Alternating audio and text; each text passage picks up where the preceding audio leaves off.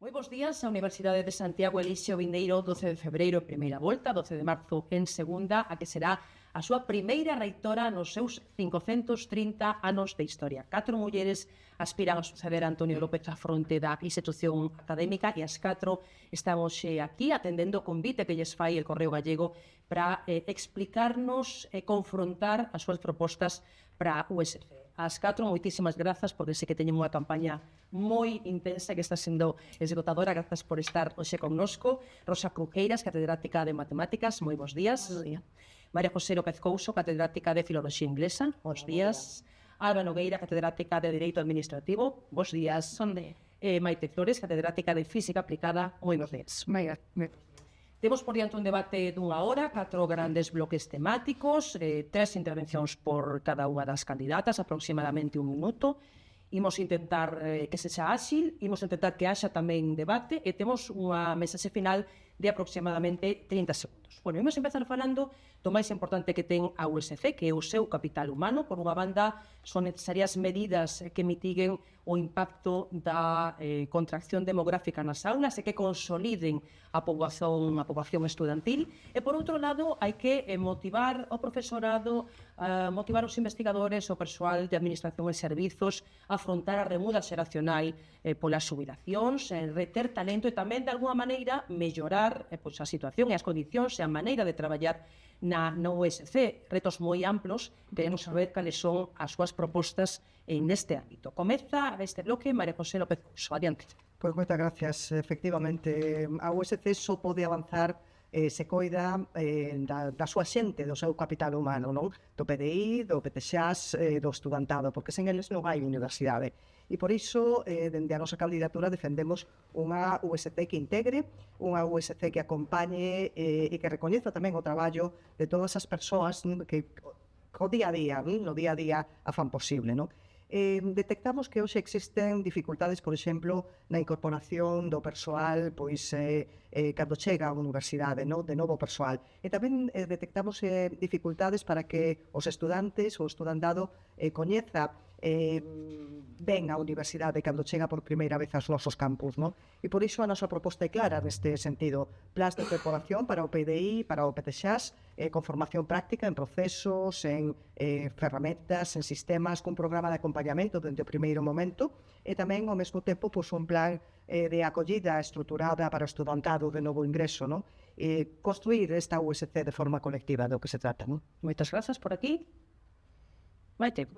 Bueno, pois, un minuto, unha idea, imos falar na verdade de PDI e investigadores. Nos non queremos apoiar somente o PDI, que se non queremos apoialo e impulsalo. Desenvolveremos unha política de capital humano orientada a valorizar as cabeiras do profesorado permanente, recoñecendo o seu papel estratégico na docencia, na investigación, na xestión e na proyección internacional desta nosa universidade. Imos defender a súa estabilidade e promoción. Potenciaremos os itinerarios de carreira profesional, formación continua e o recoñecemento por competencias. Procuraremos que as condicións económicas permitan a promoción de todo o persoal que este acreditado. Imos reducir a carga burocrática. Impulsaremos unha política integral de saúde e seguridade laboral baseada na prevención, na evidencia científica e na mellora continua, reforzando a xestión dos riscos laborais e desenvolvendo accións específicas de promoción de saúde mental e o de benestar da comunidade universitaria. En canto ao relevo xeracional, será moi importante facer unha planificación para ese relevo. Seguimos por aquí, Rosa, Alba, que queira. Moitas grazas. Eu vou centrar nesta primeira intervención no PDI. Eu creo que é preciso que planifiquemos o noso cadro de persoal, docente investigador, a nivel macro, pero tamén a nivel micro. Temos por diante un grandísimo reto, xa que nos vindeiros 5 anos van a preenecer alrededor dun 30% máis de xubilación das que tivemos nos últimos anos, no? E, ademais, hai concentracións en certas áreas e áreas que son de difícil captación, porque en algunhas delas non se formou persoal. Temos que anticiparnos tamén ao que nos vai a vir pois, neste relevo xeneracional. E aquí na política de PDI que nos promovemos non é só a entrada, senón tamén o acompañamento e desenvolvemento de carreira. En particular, cando entran os nosos axudantes doutores, profesorado axudante doutor, digamos que esta vía de entrada na carreira do PDI, temos que ser quen de ofrecerlles un acompañamento integral para que sexan quen de promocionar. Nesas vías de captación de talento temos tamén que tratar de integrar as vías de captación de talento investigador a través dos plans de recursos humanos, dos distintos programas de recursos humanos que teñen que estar integrados nunha política xeral. Bueno, en primeiro lugar, agradecerle ao Correo Galego a organización deste debate, que eu creo que é bo para transmitirle á sociedade e, en concreto, á sociedade compostelá, neste caso, as nosas ideas. E eu creo que a primeira idea que eu querería trasladar é que esta é unha elección entre o retroceso, o continuismo e a renovación que creo que podemos aportarnos desde a nosa candidatura. Unha candidatura que nace do traballo universitario propositivo, que nace sabendo que temos unha grande universidade que ten feito moito o seu capital humano, que Santiago e a Universidade de Santiago non está producindo 50% da investigación que se fai en Galicia se non tivera ese capital humano traballando duramente. Non conseguiríamos que os estudantes escollan en primeira opción a Universidade de Santiago moito antes que as outras do sistema universitario galego se non tiveramos unha gran universidade. E nós o que queremos facer, eu creo que o que nos pide a xente, sobre todo, é ter tempo para facer ben o seu traballo. Tempo, no caso do PDI, para dar clases ben, para investigar, e iso non se pode facer co exceso de burocracia que temos hoxe. Tempo para facer ben propostas, no caso do PTXAS, e no caso dos estudantes para poder aprender seriamente as súas titulacións. Por aquí, a Pequeira. Bueno, eu que se volvo ao estudantado que mencionamos antes, non? Eu creo que nos temos unha distinción con respecto a outras universidades, nos formamos unha contorna investigadora de referencia e penso que iso temos que aproveitar, non? Temos grandísimos investigadoras e investigadores dando aulas non, na nosa universidade e creo que temos tamén que aproveitarnos deso con as infraestructuras de investigación punteiras, con plataformas. Creo que temos que ser quen de transmitir tamén isto ao estudantado e que tamén sexan partícipes non, desta actividade. Pero con respecto ao estudantado, a mí tamén hai unha cuestión que me preocupa, que se ven, que se ven agudizando, un problema que se ven agudizando nos últimos anos e que eu creo que non lle estamos dando unha boa solución. Cada vez temos máis estudantado con necesidades educativas especiais, necesidades de apoio específico e creo que temos que darlles unha mellor atención. Temos uns servizos totalmente infradotados nese ámbito e non somos quen de facer un acompañamento para que estas persoas accedan en igualdade de condicións aos estudos universitarios. Continuando con o ámbito do estudantado, non? Eu creo que claro que unha das misións principais da universidade é formar profesionais e cidadáns críticos, non?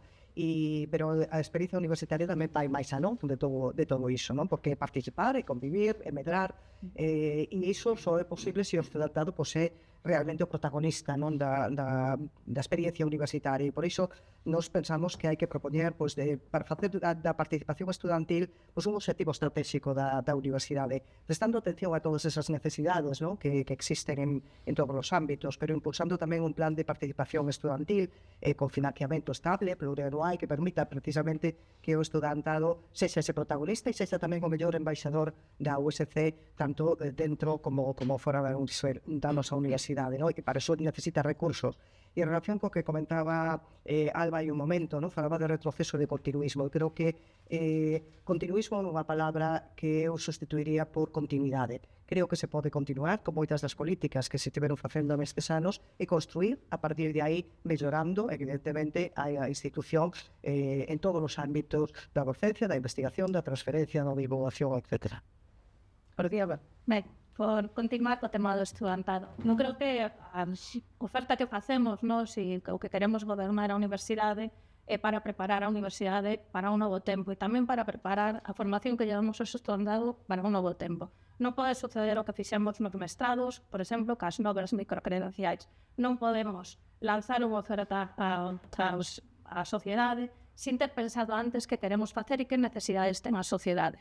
E en tempos onde a inteligencia artificial vai sustituir moito do traballo que facían a xente egresada junior, e o están dicindo as estadísticas, nós temos que pensar que aporta a maiores a universidade. A universidade aporta formar cabezas, saber pensar, ter pensamento crítico e ser persoas creativas. Eso é o que debemos facer. E entón, eu creo que a universidade ten que facer unha reflexión sobre a formación que ofrece, tanto no ámbito do grado como no ámbito de posgrado e de microcredenciais, E ese é o noso objetivo principal, porque os estudantes están aquí para formarse. E despois, efectivamente, é unha universidade pouco amable nos espazos de lecer, de encontro, e é un objetivo que temos, non sei porque non se fixo hasta agora, proporcionar eses ámbitos.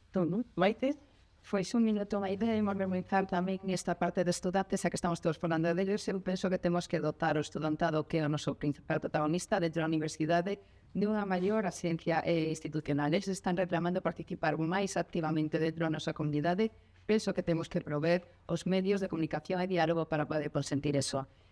Atendendo tamén a diversidade, a equidade e inclusión, que é algo importante que senta a nova lei de universidades, temos que ser quen de vertebrar isto como un eixe principal da nosa universidade, é dicir, darte as posibilidades de mostrar a diversidade que neste momento responde precisamente á sociedade que temos, non? Entón, facer que eles prover tamén de espazos para que poidan compartir e que poidan realizar realmente crecer como persoas dentro da universidade, non? O estudante non debe pasar somente por a universidade para aprender menos conceptos, senón que debe tamén implementar e incorporar moitas outras cousas, temas de deporte que non se falou, para min é fundamental o tema da saúde, non somente física, senón mental, non? Entón, temos que ser quen de como universidade e o imos facer, implementar e facer que poidan disfrutar esta vida universitaria, que crezcan como persoas. Imos ca última intervención deste gran bloque dedicado ao capital humano da universidade. Rosa María José Pequeira. Pois, PTXAS, PTXAS Darlle a todo. é persoal estabilizado e persoal empregado e investigador, non? O colectivo de todas as persoas que esta universidade pois estabilizou recentemente.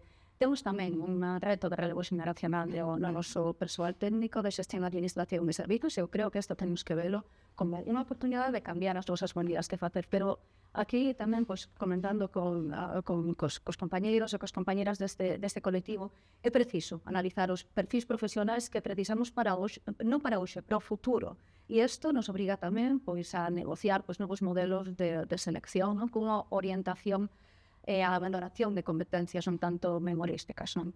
Isto ten que estar integrado nun plan de recursos humanos para o período do mandato igual que para o colectivo do FDI.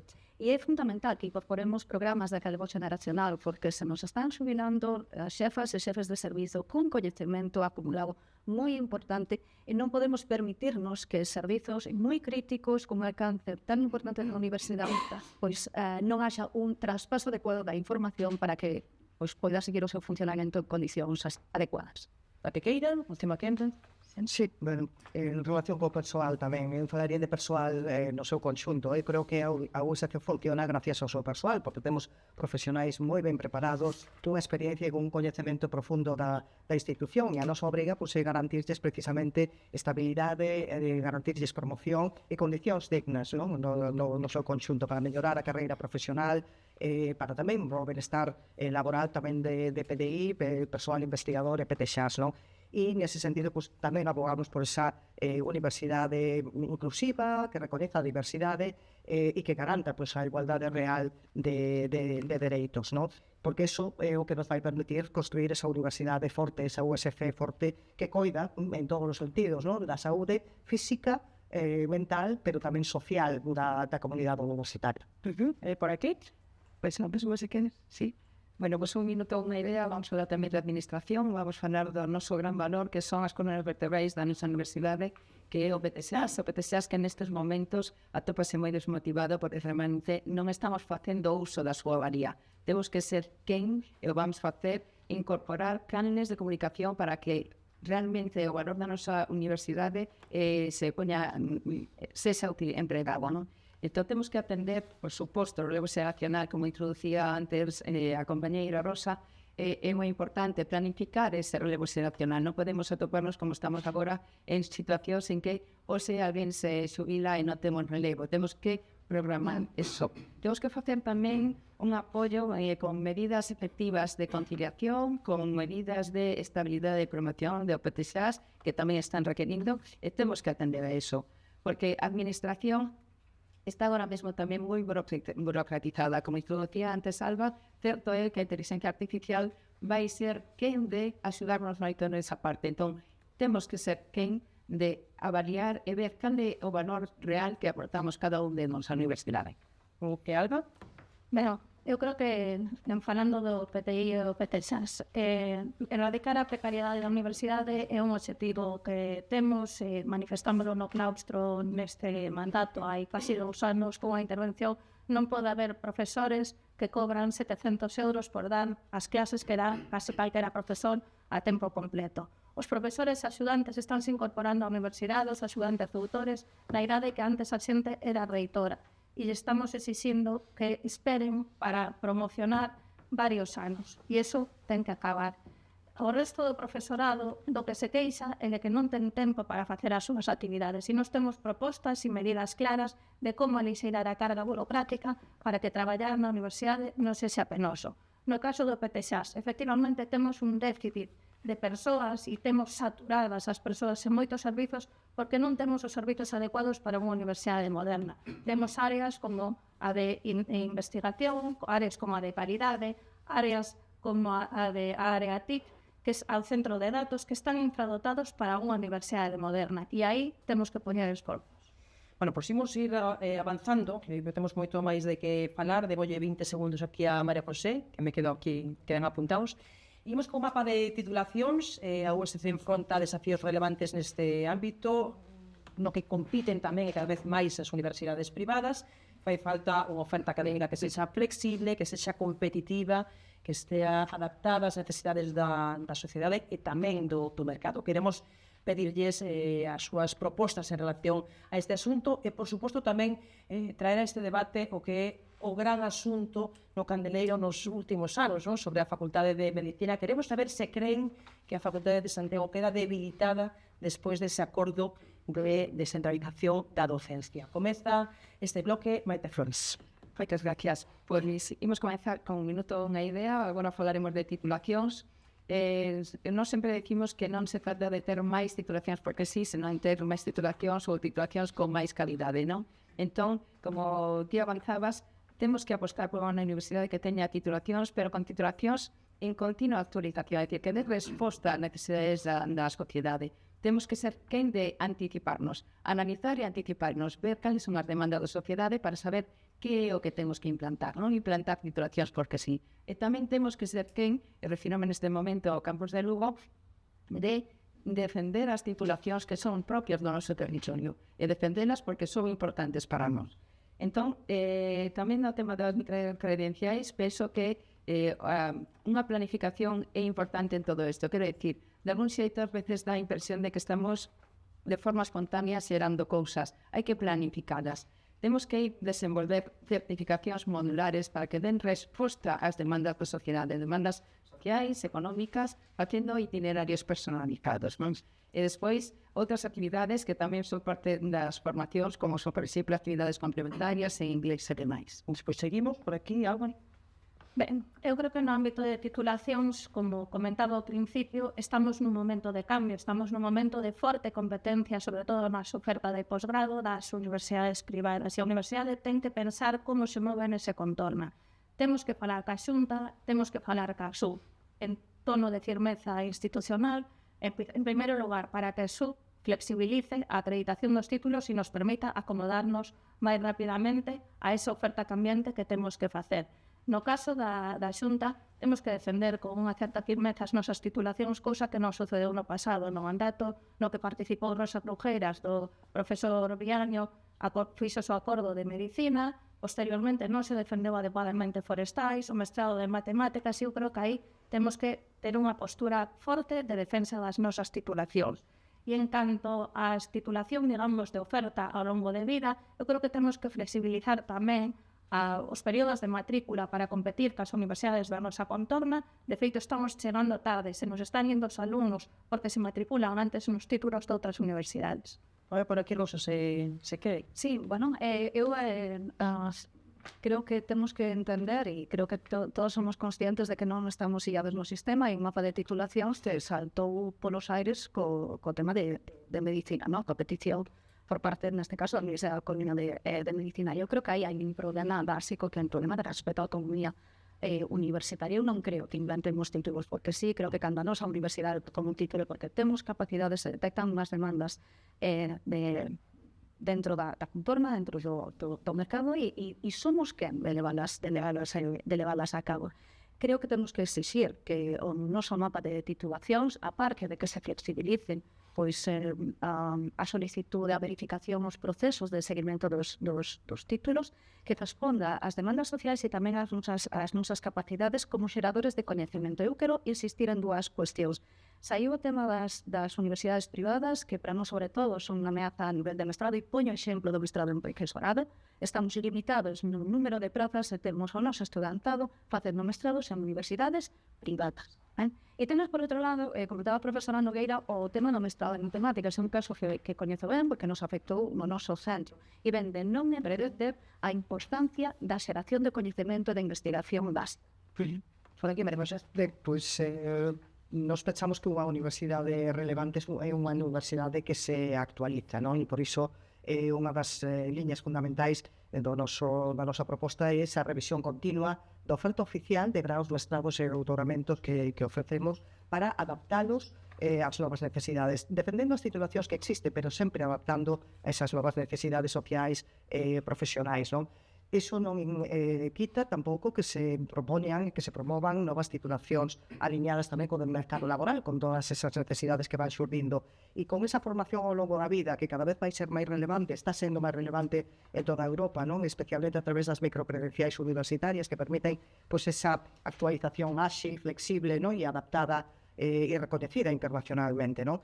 Entón, aí o que temos é que adoptar medidas en todos os ámbitos de mantemento das titulacións existentes e da promoción de outra oferta formativa oficial e non oficial que poida ofrecer oportunidades de formación e de desenvolvemento persoal e profesional mellores para os nosos estudantes.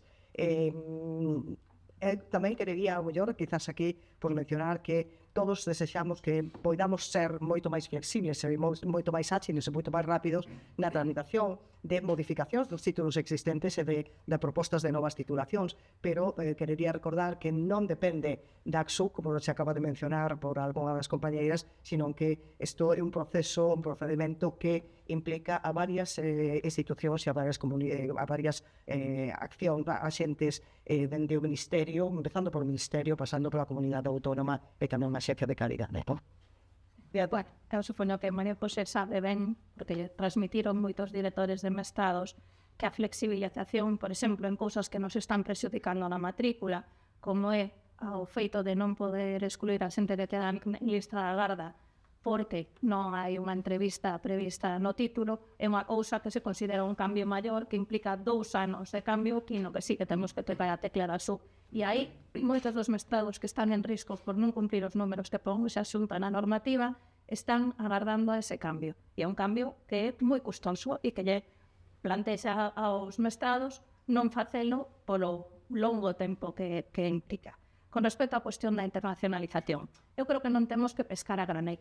Que a universidade ten que decidir estratégicamente onde ten que colocar, digamos, as súas apostas. Temos unha moi boa aposta no ámbito da captación internacional de recursos competitivos da Unión Europea, por exemplo, a Unión Europea, a OSCE punteira neso, pero no caso do estudantado eu creo que temos que primar o noso dominio lingüístico, cultural, na hora de platexar as nosas ofertas formativas e de captar estudantes no estranxeiro. Pues un minuto unha idea, imos tamén con internacionalización. Internacionalización é a forma que tenemos como universidade de medrar e compararnos cos demais e poñernos realmente no mundo, non? Para iso, nós temos unha proposta moi clara, facer un calendario USC global, onde teñamos todas as convocatorias xeradas e ben organizadas para que o noso persoal saiba que enfrentarse e ter tamén un apoio de todo o tempo por parte da administración no que se nos acompañe na redacción de proxectos e varias diferentes temáticas. É a única forma de medrar realmente. Entón, propoñemos facer un programa anual de invitados científicos, facer un núcleo onde as universidades de renome teñen todas unha marca, non? E nós temos que facer tamén esa marca USC Global. Facer un programa ben planificado para que os mellores veñan compartir con nós, porque eso somente produce realmente riqueza, non, detrás da universidade. Faremos tamén unha ventanilla única. Agora mesmo, cando nos traemos invitados, veñen profesores invitados ou veñen estudantes ou que seña, non saben a onde dirixirse. Entón, unha ventanilla de distribución única. Por aquí, Rosa María José. Sí, bueno, eu por apuntar unha cuestión máis, porque sempre que falamos de formación, e eu comentaba ao comezo, non, polo estudiantado, que se me esteferín acabo inesperado, non, que formamos unha contorna investigadora de referencia e non podemos esquecer os nosos estudos de doutoramento, que creo que é algo que nos distingue. Na universidade temos neste momento 57 programas de doutoramento en todas as áreas, máis de 2.700 estudantes, estamos entre as 10 universidades españolas con maior número de programas e maior número de estudantado nesta etapa. E aquí, o 34% do estudantado destes programas son de orixe internacional. E eu creo que isto é moi relevante tamén de cara a fortalecer a nosa visión no exterior, porque penso que deben ser os mellores embaixadores da xente que se forma aquí noste e que despois, na maioría dos casos, tamén é certo que retornen os seus países. Non? Pero na internacionalización, falábamos da importancia das titulacións, de ter unha oferta actualizada. Eu sei que é complexo, pero creo que deberíamos apostar por as titulacións internacionais en colaboración con outras universidades que nos axude tamén a posicionarnos pois no panorama europeo, no panorama internacional. Pero, José. Sí, bueno, a USC avanzou moito en internacionalización nos últimos anos, pero toca dar un salto e temos varias prioridades, non? Unha delas, que se foi mencionada, pois é atraer un maior número de estudantado internacional, non? En ámbitos naturais, non? Os ámbitos naturais como América Latina ou como os países da lusofonía, como se ven facendo nestes últimos anos e sobre todo nos ámbitos de mestrado e doutoramento, non? Tamén reforzar os programas, avanzar nos servizos, na visibilidade da USC no exterior, tamén na internacionalización máis inclusiva, non? Para facela accesible a toda a comunidade universitaria, non vincular necesariamente a internacionalización a participación en programas de mobilidade, como ven sendo habitual.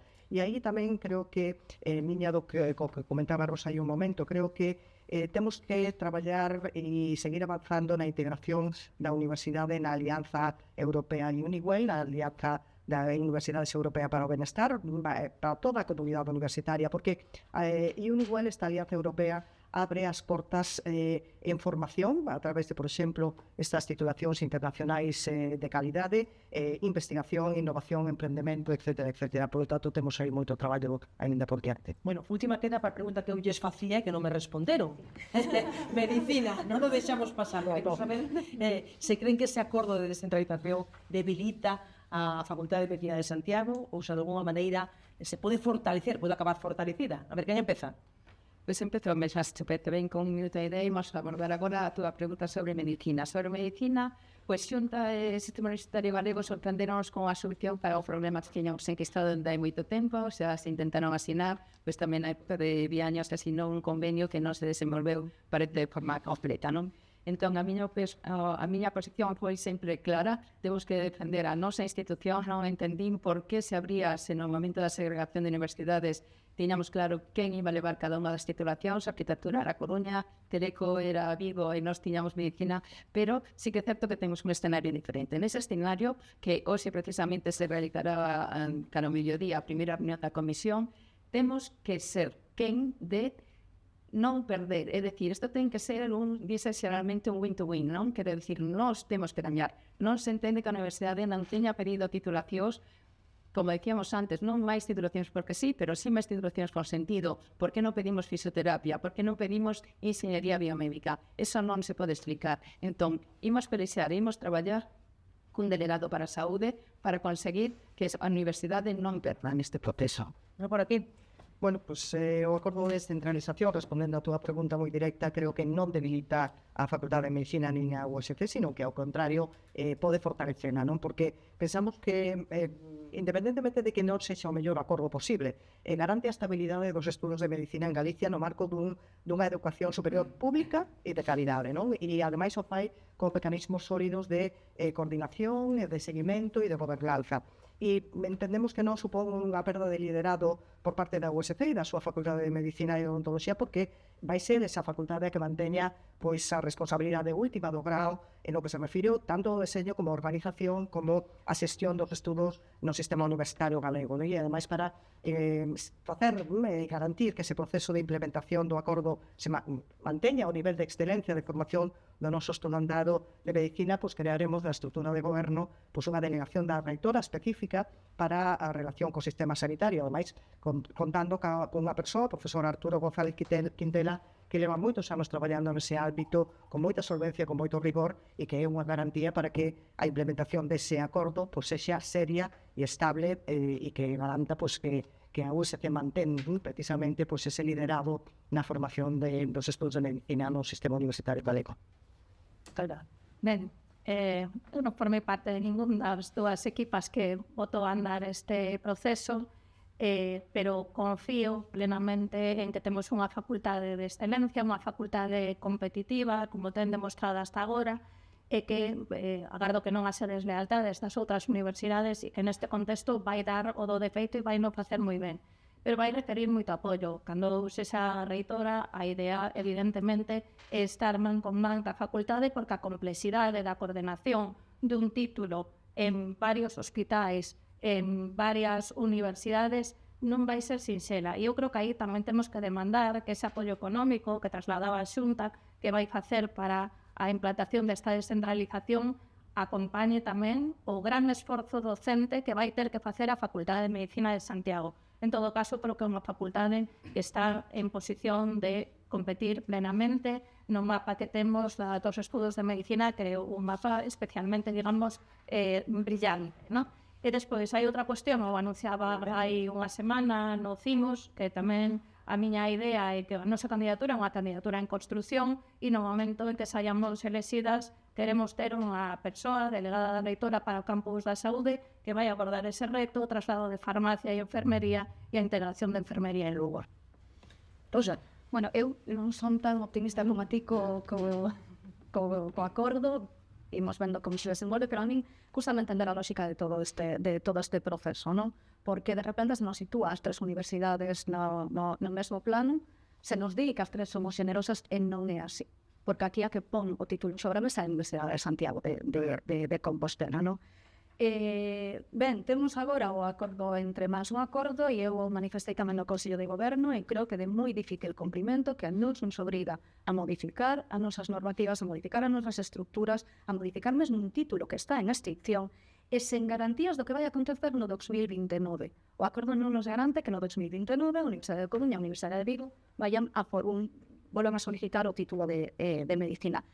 Sobre a facultade, a nosa facultade é suficientemente capaz como para que poñerse a unha caída do estudantado, como para ter unha oferta formativa de calidade en medicina e en outras titulacións, e vai seguir facendo co apoio da institución, por suposto.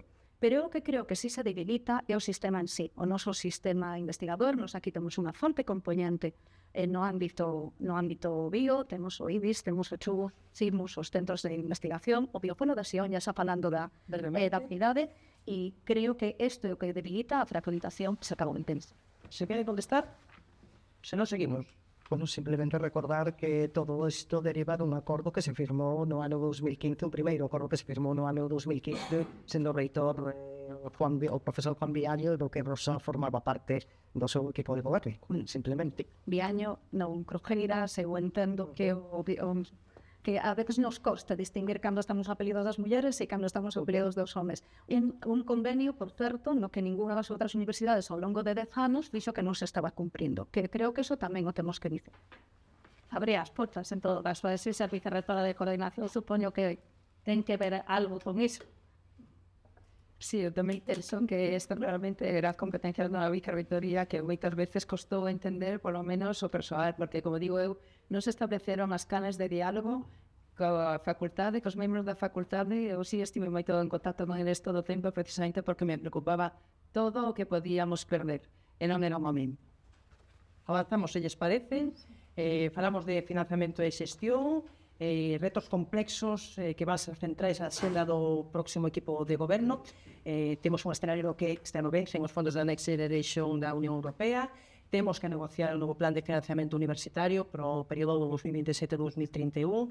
A pregunta que lles facemos é como planean mellorar a capacidade de captar financiamento da USC, financiamento público, financiamento privado, e ao mesmo tempo garantir que esa xestión, esas infraestructuras pois se axusten aos estándares de calidade, de innovación que necesita a USC para poder competir a nivel internacional. Comeza este bloque Rosa Crujeras. Sí, bueno, primeiramente así unha visión xeral, obviamente a nosa universidade non se construe só coas súas persoas, coas súas infraestructuras, é imprescindible que contemos con recursos económicos suficientes, xestionados de forma responsable e planificados a medio e longo prazo. Nos dentro do compromiso coa mellora da xestión financiera da universidade propoñemos dentro do noso organigrama unha directoría específica de economía, infraestructuras e sostenibilidade que sería a encargada de promover esta xestión responsable, transparente e estratégica dos recursos. Achégase, como ben dicía Susana, a negociación do novo plan de financiamento. Nos últimos datos que temos publicados, a chegada dos fondos da Xunta foi de 216 millóns de euros, o que captamos por investigación foron 109, pero os nosos gastos están comprometidos nun 70% no ámbito estructural. Non é suficiente o que se nos achega dende o plan de financiamento para cubrir o gasto estructural da universidade. E aí temos unha das primeiras tarefas que é reivindicar o mandato da LOSU, que no seu artigo 55 establece sobre a suficiencia financiera das universidades, establece que alo menos o 1% do Producto Interior Bruto debe destinarse a educación universitaria. En Cotemón. Ben, efectivamente a USC xógase moito na negociación do novo de financiamento. E tamén na liña que decíamos que a nosa candidatura non aspira a representar o 25% da universidade se fixéramos aquí unha división, senón o conxunto da universidade. A nosa idea é que no momento de ser elegida nomearei unha persona xunta a reitora que leve especificamente a negociación de financiamento acompañada por unha comisión na que espero que estén integradas persoas que participaron nos anteriores equipos, persoas de PTXAs que saben de orzamentos, que saben de datos, para buscar os mellores indicadores que acompañen a nosa negociación. Pero temos que exigirle á Xunta que esa negociación teña, digamos, un financiamento estrutural que nos permita facer dignamente o noso traballo. E iso, en moitos casos, non está sucedendo. E hai un ámbito específico que eu creo que ten que sair do plan, que é o mantemento dos edificios históricos que ten a cidade de Santiago, que creo que é unha cuestión de patrimonio cultural de Galicia, que debe sair do plan e que para a Universidade de Santiago aliviaría moito unha parte dos recursos que temos que meter en infraestructuras para facer o mantemento da Facultade de Historia, o mantemento da Facultade de Medicina ou incluso as residencias do campus, do noso campus tradicional e histórico. Fin, a nosa proposta económica está baseada en tres piares fundamentais, non? Por un lado a estabilidade, por outro a eficiencia e por outro a transparencia, non? Porque nós non vendemos milagres, sino que ofrecemos método, ¿no? E datos, e claro, a USC necesita, como todas as universidades públicas do sistema, un financiamento estable e plurianual que tenemos que negociar, evidentemente, este momento de negociación ca Xunta de Galicia, e aí tenemos que demandar e facer valer tamén a nosa posición como unha universidade que non é igual que as outras dúas universidades do sistema universitario galego, nin en tamaño, nin en necesidades de infraestructuras, de persoal, etc. ¿no? E necesitamos que haxa un aporte económico, financiero suficiente para garantir un funcionamento correcto da nosa universidade. E despois tamén a nivel interno o que necesitamos é que calquera decisión estrutural que se tome a nivel de infraestructuras, a nivel de servizos, a nivel de posta en marcha de novas titulacións, por exemplo, teña presente unha avaliación do seu impacto económico, non? E unha análise previa das necesidades e tamén do rendemento no futuro, non? Maite. Pois, un minuto unha idea, e tamén coa financiación nos descartamos que a sistema económica este gobernada solamente pola xerencia. Vai ser algo totalmente dialogado, negociado, por suposto, refrendado despois con a reitora, pero en calquera caso discutido entre a Vicerreitoría de Economía que teremos e a xerencia. Non imos improvisar aquí políticas novas, o primeiro que haberá que facer é unha auditoría interna para facer o análisis de contas da USC, saber de onde partimos e despois facer un plan ambicioso, un plan estratégico. Imos desenvolver no primeiro ano o plan estratégico 2026-2036, con ideas claras e moi lidias, transparentes e con indicadores que van ser revisados cada pouco tempo para saber como estamos, vale? E despois imos tamén traballar nunha parte que é moi importante que non se está a falar aquí, que é a sustentabilidade ambiental, social e económica. Esta é unha parte que debe ter en conta a universidade. ¿Quieres seguir? Siento que te interveniendo. A ver, Rosa. Na outra cuestión, por este creo que era financiamento e xestión, esas aí moitas veces eu creo que todas nós o que nos é identificado dentro con dos grandes problemas dentro do funcionamento da universidade, non na sobreburocracia, vamos a chamar, que temos que abordar, por suposto, unha simplificación dos nosos procedementos. Se ten falado, non, do uso das novas tecnoloxías, eu creo que temos que empezar por accionalizar o que hai que digitalizar.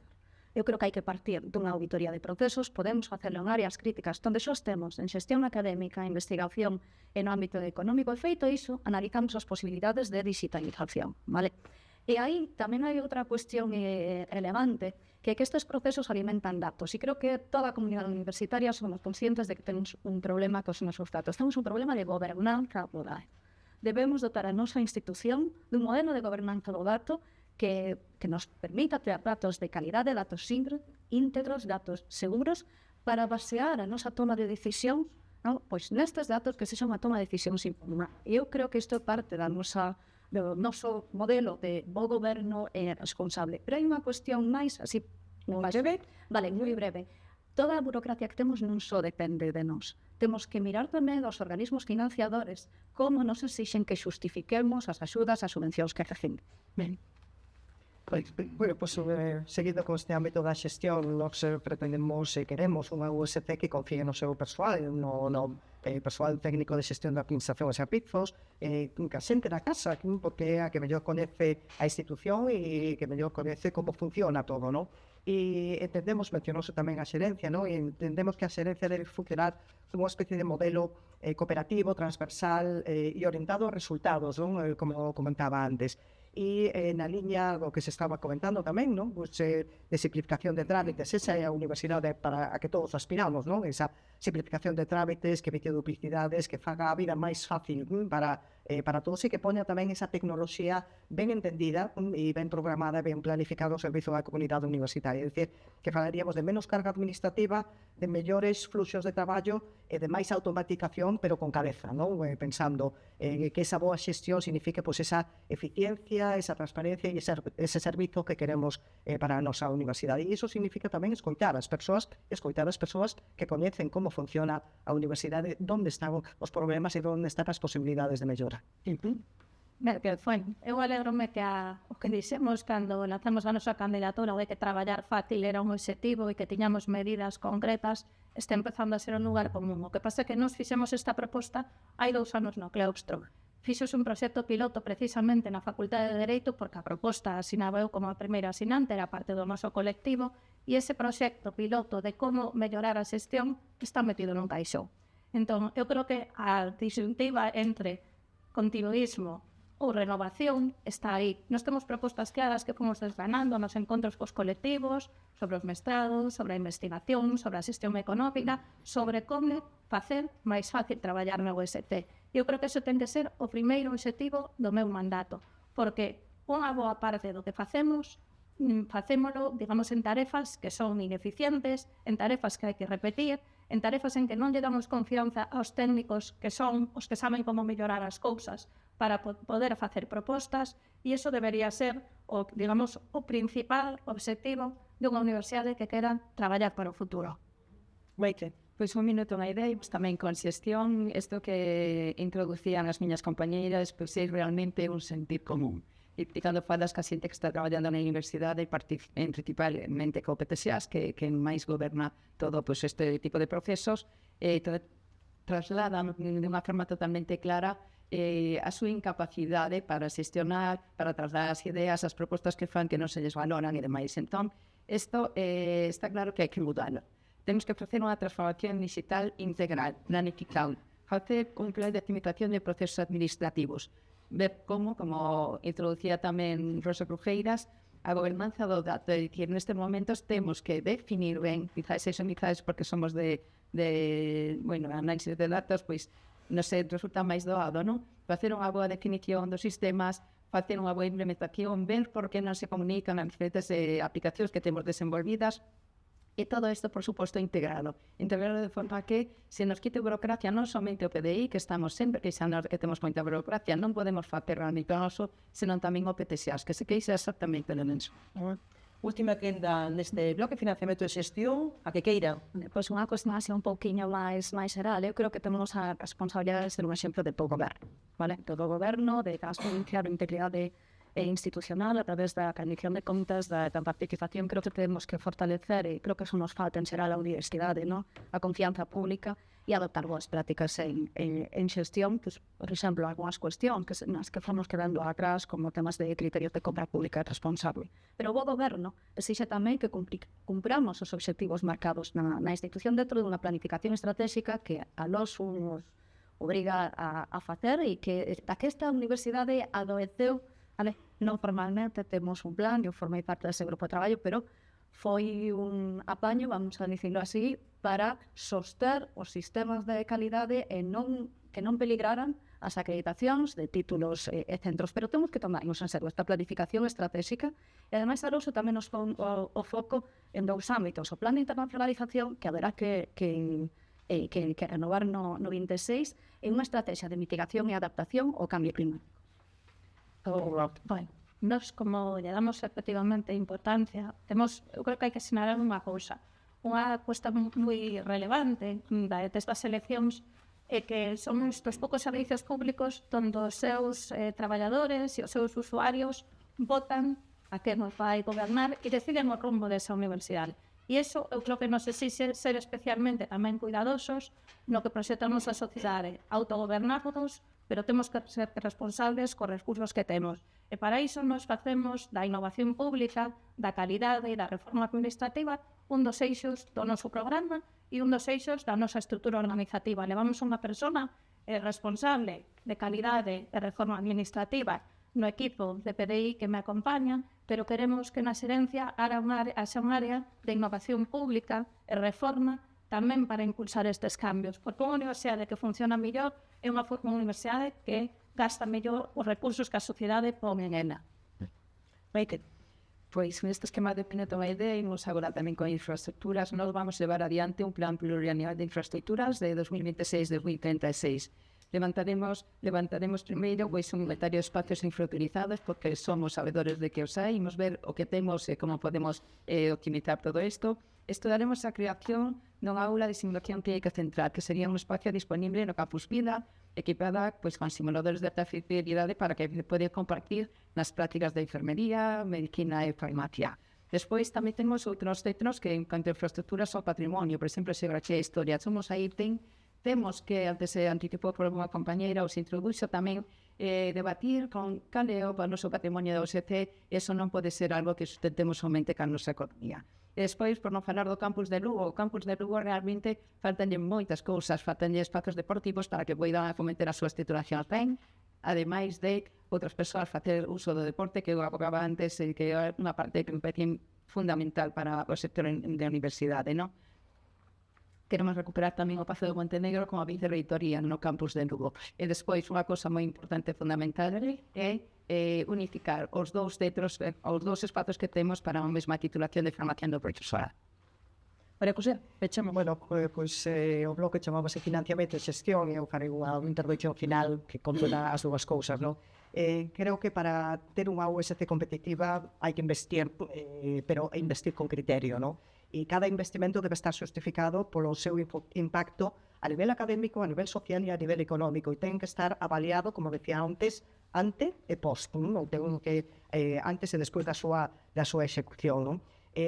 Nos incorporamos no noso esquema de goberno unha vicerreitoría de planificación estratégica e económica que vai combinar precisamente toda esa planificación de distintos proxectos estratégicos en distintos ámbitos e a relación de toda esa planificación estratégica co ámbito económico, porque senón sería imposible de outra forma, non? E finalmente comentar tamén que nos queremos unha USC corresponsable, non? Que conte tamén con orzamentos participativos para que a comunidade universitaria tamén poida decidir, valorar pois as prioridades de investimento, porque entendemos que gobernar e compartir tamén as decisións estratégicas, non? Porque só así poderemos construir pois, unha universidade máis forte e máis dinámica. Moitas grazas. Imos ir co último bloque do noso debate, o tempo apremia, vostedes teñen unha xenda moi apretada.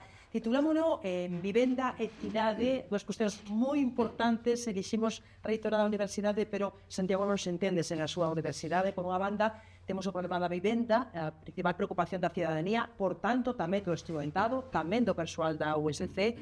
A escaseza de alugueiros, o seu prezo teñen un impacto real nese benestar da comunidade universitaria, tamén dificultan, non? A captación e tamén reter ese talento que precisa a nosa universidade. Queremos saber que propoñen nese ámbito e tamén como pensan en reforzar a relación da universidade ca cidade, porque, como dicía Santiago, non é nada sen a súa universidade, ou é pouco, e moito menos, pero tamén houbo e hai motivos de tensión, non? entre ambas as dúas. Como se pode cimentar esa relación? Comeza este bloque, Alba Nogueira. Ben, a vivenda está sendo hoxe en día o principal factor de desigualdade no acceso á universidade, moito máis que outros custes, é o custe principal que teñen que afrontar as familias. Por iso, cando lanzamos a candidatura, nos fixemos de causa desta cuestión, que é unha cuestión que levamos tamén ao claustro da universidade. Fixemos intervencións hai 2 anos no claustro, exixindo que nas liñas de orzamento se priorizara a reapertura do Simplemente e sí que penchara. Entón, este é un punto no que nos pensamos que a universidade se ten que implicar e nós temos propostas claras para como actuar no tema de vivenda. Este mesmo ano, o Correo Galego decía que máis de 1.300 estudantes da USC quedaron sin plaza nas residencias universitarias. Está claro que hai unha altísima demanda porque hai estudantes que están pensando en non escoller a nosa universidade, que están buscando outras alternativas e algo en un lugar común que está pasando en outras cidades universitarias, non escollen porque o aloxamento está excesivamente caro. Entón, para nós este é un aspecto central da política social que ten que facer o noso goberno.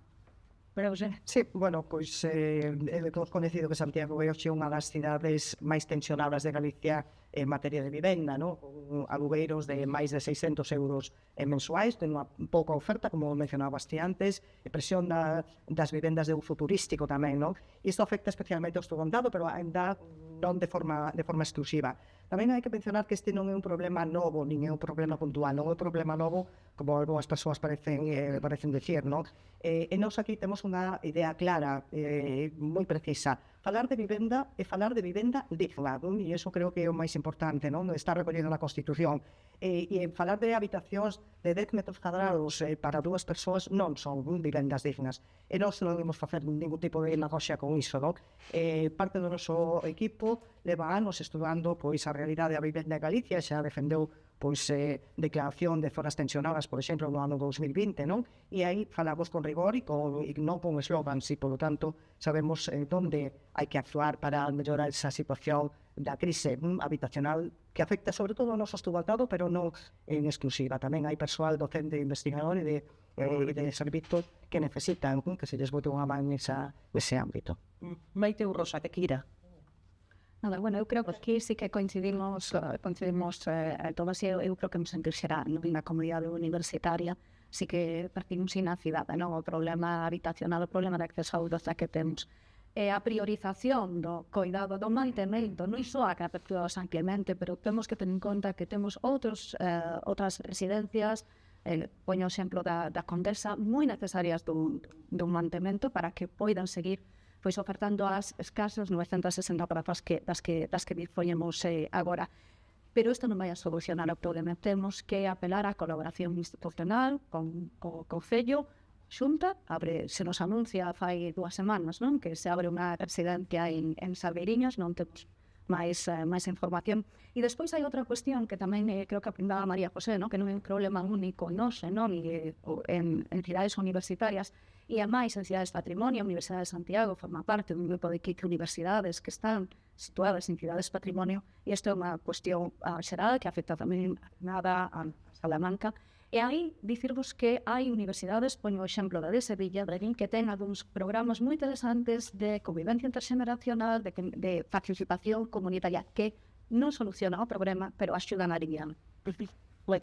Pois tamén na área do domestic hai buscando a vivenda, creo que todos estamos de acordo a que o 25% da población total aproximadamente o estudantado, temos claras as causas, temos claras as consecuencias, pero por non volver dar voltas a diagnose, non, realmente o que temos que poñer é como executar e como poñer vías de solución a isto. Está claro que nós, só como universidade, non o podemos resolver, pero nós, só como universidade, conxuntamente cas outras administracións, temos que traballar isto. Entón, tenemos que buscar fórmulas co Concello. É certo que non son só fórmulas de solución para mañá, pero facer unha recalificación do chan para que se poida construir cousas para o futuro, porque se pensamos nós e o mañá non imos caber ningún beso, non? Mentras, estou totalmente de acordo con que a vivenda ten unha definición, entón na universidade temos que ser quen de facer, e nós faremos unha oficina que sirva de aval, tanto para que o resto da ciudadanía que ten pisos a dispor e que non nos quere alquilar o lugar aos estudantes porque realmente pense que eles van destrozar, sirvamos nós como aval. E tamén sirvamos como aval para ese estudante que sabe que non está comprometido ou obligado a facer unha continuación de contrato, ainda que sexa un piso malo porque non vai ter outro, de alguma forma. E outra cousa, se me dixas medio segundo, tamén sería dialogar e traballar co Concello, por exemplo, nos medios de transporte, porque facilitaría que a vivendas fose moito, que se ampliase o marco de vivenda na que podemos estar. Ben, as propostas claras que levamos facendo e que fixemos. Nós fixemos unha alegación ao Plan Estatal de Vivenda que pechou o seu plazo de alegacións no mes de outubro para que haxa unha liña de financiamento para o alojamento universitario no Plan Estatal de Vivenda. Outra proposta. Nós pensamos que a Xunta, se ten a vontade de construir unha residencia que vai ser ao medio prazo polas cuestións de desenvolvemento do chan, etc., primeiro ten de poñer os cartos para revir o San Clemente. Nós fixemos unha proposta en Santiago e en Lugo de cesión de espazos que xa teñen uso residencial. Hai algúns da igrexa no propio campus, a Casa de Servicios Espirituales. En Lugo hai unha residencia da Xunta que se usa para campamentos no verán, que con unha pequena rehabilitación e facendo ese esforzo de diálogo poderían poñerse a disposición de forma inmediata. Fixemos emendas ao regulamento que se propuxo no Consello de Goberno para que o acceso a residencias se faga só por criterios económicos. Entón, nós temos propostas claras, non ocorrencias, non vamos a sustituir o Goberno do Estado na medida da vais que se anunciou nun Real Decreto de finais de 2025, porque queremos que a universidade non é a aseguradora universal, pero temos políticas que sí que poden ser efectivas para actuar no curto prazo. David? Ben, pois eu creo que hai que falar de que a USC é unha das universidades do Estado con maior oferta de plazas no seu sistema de residencias universitarias. E aquí é moi importante non difundir datos incorrectos, non? A veces falase dunha suposta reducción de plazas que non responde á perda de capacidade. Tamén se dan datos de números de plazas ofertadas no noso sistema de residencias universitarias que non é correcto. Todo isto, evidentemente, foi consecuencia do peche do San Clemente por motivos obvios e, sobre todo, tamén polo proceso de dignificación dos espazos universitarios das nosas residencias que, como decía antes, eran claramente inadecuados. Non poden vivir dúas persoas nun espazo de menos de 10 metros cuadrados. Eso non é digno. Pero mesmo así, en termos relativos, eu creo que hoxe, e os datos están aí, hoxe ofrecemos máis plazas por número de estudantes que no ano 2010, non? Por lo tanto, nós temos que seguir defendendo e mantendo o noso sistema de residencias, que é, ademais, un sistema de residencias líder no sistema universitario galego e no sistema universitario español. Non nos quezamos. E o noso compromiso está en mellorar as condicións dese sistema universitario de residencias, en avanzar nun plan estable de infraestructuras, que sí é necesario, como se mencionaba, e recuperar o San Clemente cando dispoñamos do financiamento para iso. Maite Rosa, tenamos tres. Rosa. Sí, a ver, eu, por suposto, sen dúbidas en que temos que potenciar e cuidar o noso sistema universitario de residencias, pero volvo a algo que apuntaba. Nos aí temos que abrir un marco de colaboración e, en particular, aquí na cidade de Santiago, co Concello, non? Pero nun debate anterior se nos dixo que éramos pouco exixentes co Concello. Eu vou cambiar un pouco o terzo. creo que temos que tratar de establecer un acordo definitivo que tras máis de 20 anos, vale, de intentos infrutuosos de formalidade xurídica, titularidade municipal no sistema diario, das zonas verdes, vale, e negociar, obviamente, un plano específico de renovación urbana dentro do espazo patrimonial da residencia, poñer en valor tanto supón en espazo urbano, en bens patrimoniais, a Universidade de Santiago dentro da cidade, non? Non podemos pensar que o campus universitario, me refiero neste caso ao campus sur, está disociado da cidade, porque non é certo, somos unha continuidade da cidade, aportamos tamén moito valor patrimonial e urbanístico, tamén no Amendo, tamén no campus norte, e temos que ser parte das políticas activas do urbanismo de Santiago.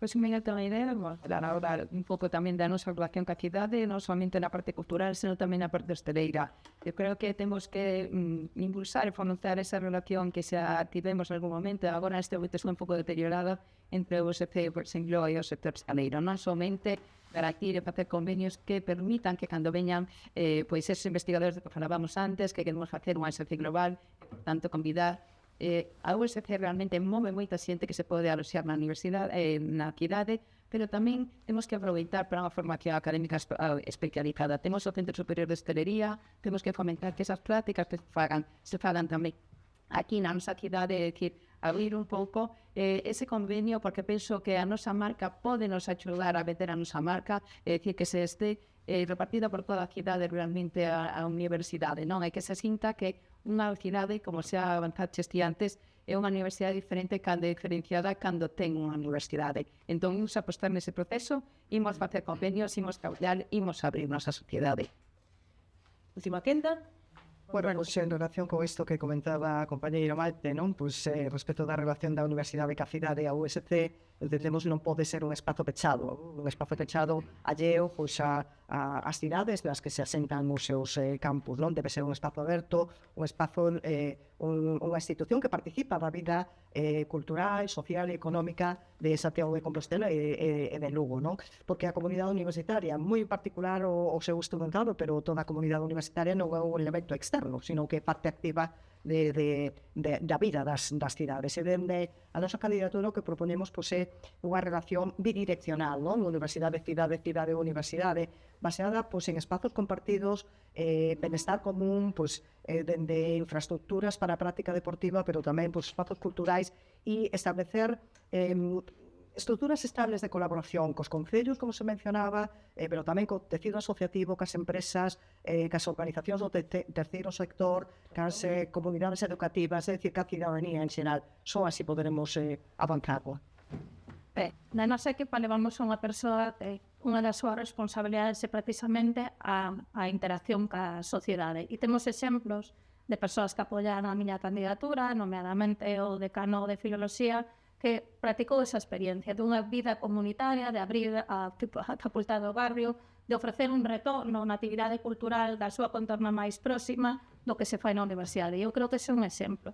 Pero tamén, bueno, eu pedinlle entrevistas tanto ao alcalde de Lugo como á alcaldesa de Santiago, onde mesmo me reunía ca alcaldesa de Santiago, e un pouco simbólicamente, pero eu decía, ti daste conta de que cando entras en Santiago nos rótulos da cidade de indicacións, en ningún lado pon USC e en ningún lado pon Reitoría, Facultade de Historia, o cal é un pouco desaparecer, desdibuixarnos. Cando somos, eu creo que unha parte activa da vida cidadá, da vida cultural que se desenvolve aquí. Entón, eu creo que temos que facer valer que a Universidade para Santiago de Compostela é moi relevante.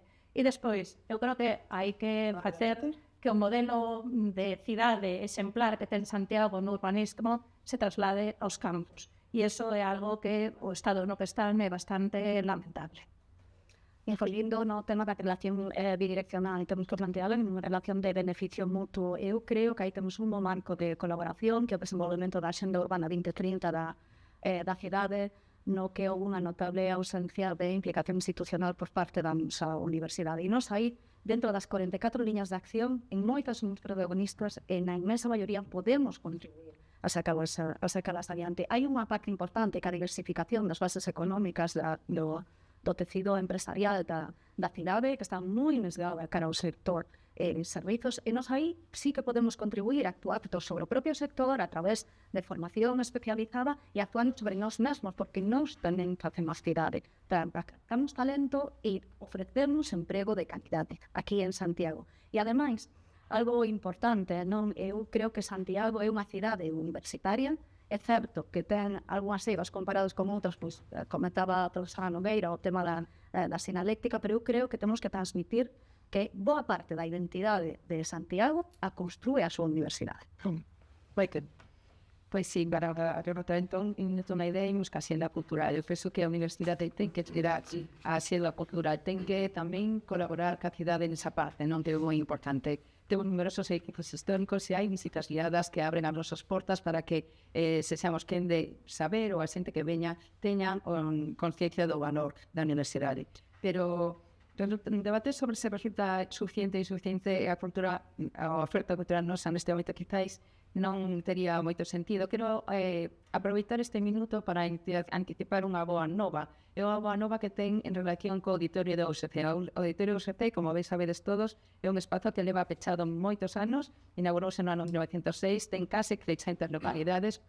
Entón, sí que é certo que estamos sempre debatindo sobre temos que abrir e reabrir espazos. Entón, eu cando decidí presentarme a reitora, comencé a traballar precisamente na rehabilitación deste espazo auditorio. A boa nova é que realmente xa teño unha oferta de como rehabilitar ese espazo, porque é un espazo que se pode abrir non somente a comunidade universitaria, senón tamén culturalmente a Galicia, porque o Estado de Santiago é unha entidade de Galicia.